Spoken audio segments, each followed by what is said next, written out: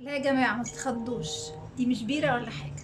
ده مشروب مصري اسمه دبل دير، وأول مرة أجربه. فأنا كنت جايباه عادي عشان أشربه عادي يعني، بس أنا قلت لازم أدوقه معاكم ونشوف طعمه مع بعض عامل ايه. طبعا أول ما جبته حطيته في التلاجة. ده المفروض ان هو ليمون مستكة، ده شكله كده ليمون ماشي وعارفينه. مستكة بقى اول مرة ادوق مستكة في مشروب. يعني المستكة باكلها في اللبان بيبقى طعمه حلو وبحبه عادي، انما مستكة في مشروب دي اللي جديدة. فيلا بينا نشوف طعمه هيكون عامل ازاي.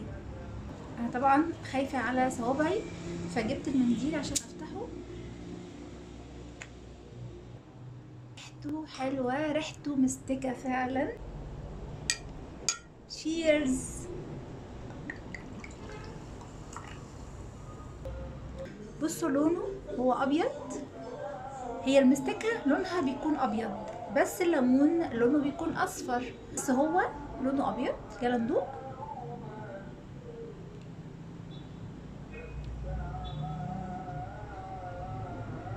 ايه ده؟ طعمه غريب.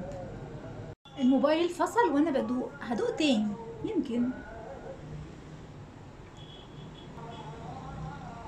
طعم المستكة باين فيه اكتر من الليمون.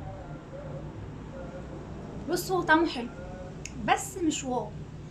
يعني انا لو ما لقيتش حاجه مثلا اشربها كمشروب يعني زي البيبسي والكلام ده، طبعا عشان مقاطعه، لو ما لقيتش حاجه مصريه قدامي ممكن اجيب ده اشربه. طعمه حلو. تيجي نجرب نحط فيه تلج ونشوف طعمه هيكون عامل ازاي. يلا بينا ندوق.